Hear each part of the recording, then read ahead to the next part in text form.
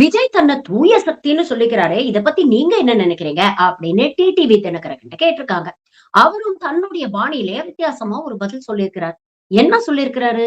பாருங்க.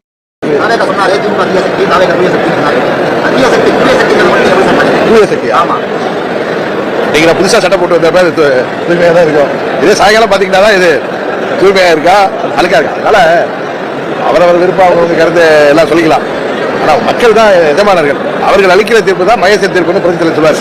அதனால 26ஆம் ஆண்டு மே மாதத்துல மக்கள் அளிக்க போகிற தீர்ப்பு தான் யார் தூய்மையானவர்கள் யாரு தீயவர்கள் அப்படிங்கிறத மக்கள் தான் தீர்மானிக்க முடியும். எங்கள் அம்மா மக்கள் முன்னேற்ற கழகத்தின் பொதுச்செயலாளராக எனது நிலைப்பாடு என்பது எங்களது தொண்டர்களும் எங்களது நிர்வாகிகளும் எங்களுக்கு வாக்களிக்கின்ற அந்த ஓட் பேங்கும் ஏற்றுக்கொள்கின்ற முடிவைத்தான் உறுதியாக நான் எடுப்பேன். தனிப்பட்ட எனது ரெஸ்பெக்டோ எனது கௌரவமோ எனது மரியாதையை எல்லாம் தாண்டி எனக்காக என்னோட தோழர்கள் இருக்கின்ற லட்ச தொண்டர்களும் எனக்காக ஒவ்வொரு மாவட்டத்திலும் எந்த ஒரு எதிர்பார்ப்பும் இல்லாமல் பயணிக்கின்ற நிர்வாகிகளும் எங்களுக்கு வாக்களிக்கின்ற வாக்காளர்களும் ஏற்றுக்கொள்கின்ற முடிவை நான் உறுதியாக எடுப்பேன், தைரியமாக எடுப்பேன். பட்டி இருக்கிறது அப்படின்னு யார் சொல்றா? அதெல்லாம் பொய்.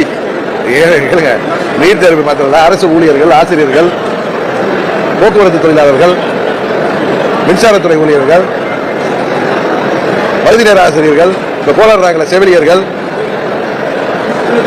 தூய்மை பணியாளர்கள், விவசாயிகள், செவிலியர்கள், டாக்டர்கள், ஏன் மாற்றுத்திறனாளிகள் வரை இன்றைக்கு சாலைக்கு வந்து போராடுகின்ற நிலைமையில முழு பூசணிக்காய் சோட்டில் மறைக்கிற கதையா எனக்கு தெரிந்து ஒரு முக்கியமான வாக்குறுதிகள் 80% மேல் நிறைவேற்றப்படவில்லை என்பதுதான் உண்மை. இதுதான் இன்றைக்கு யதார்த்தம். அதை தேர்தலுக்கு முன்னாடி செய்யலைன்னா அவர்களுக்கு கடுமையான பாதிப்பை தமிழ்நாட்டு மக்கள் கொடுப்பாங்க. என்னதான் 1000 ரூபாய் கொடுத்தாரோ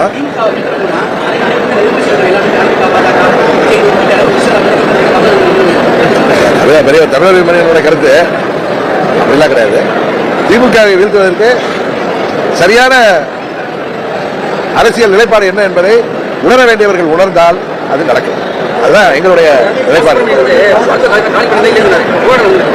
அதாங்க சுகாதாரத்துறையா இருக்கட்டும், இன்னும் சொல்ல போனா வேலை வாய்ப்பா இருக்கட்டும், அரசு வேலை காலி பணியிடங்கள் எல்லாம் நிரப்புனாங்க. அது போல புதிய வேலை வாய்ப்புகளை உருவாக்குனாங்க. எதுவுமே சரியா செய்யலாம்.